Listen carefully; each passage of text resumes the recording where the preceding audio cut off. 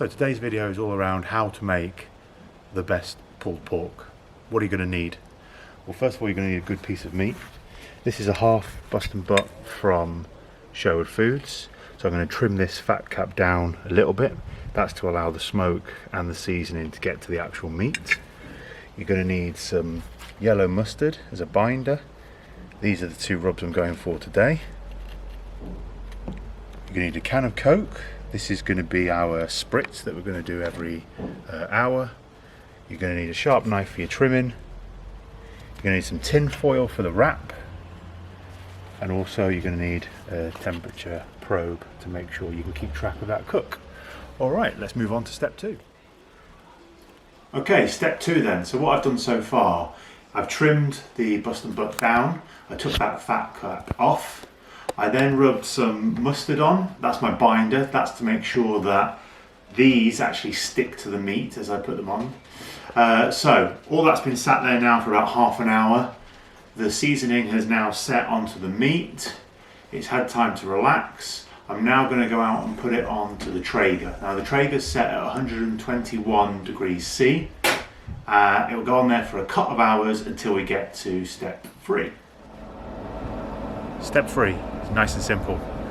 Whilst the bust and butt is on the Traeger cooking away, every hour bring out your spritz with Coke and spray it.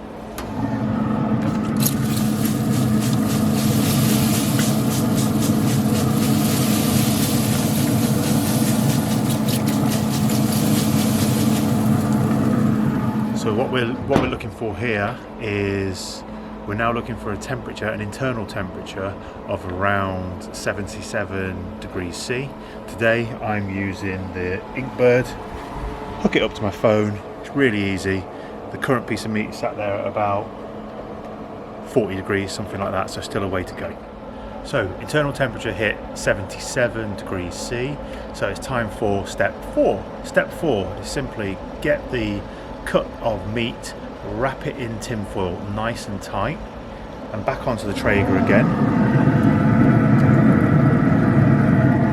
Now it's time to raise the temperature up to 135, and now what we're looking for is that internal temperature to hit around the 95 mark, and then it's all done. Okay, so after 8 hours, the cook is finally finished. We've hit that 95 magic point. So what we're going to do now is we're actually going to unwrap the meat, let the steam come off a little bit. We're then going to rewrap it and just leave it for about 45 minutes to an hour just to sit there and settle before we shred it. So, final steps here. We've let the meat rest now. It's time to check out the tenderness and start to pull that meat apart. So the first test is the bone. You can always tell if it's tender if the bone is going to slide out.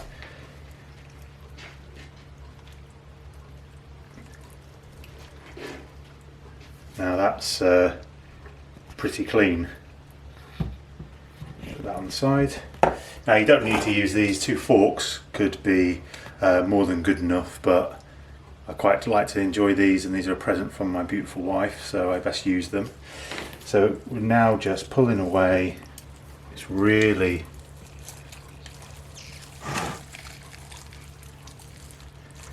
right down all the way, pulling it all the way apart until you get that pulled pork meat. So all shredded up now, time to put it into a sandwich. Today I've put myself a barbecue one and a hot sauce one, just with some cheese, with some onion and with some gherkins. Make a really easy dinner, as long as it's worth putting the few hours worth of cooking in. I hope you enjoyed the step by step, and see you all soon.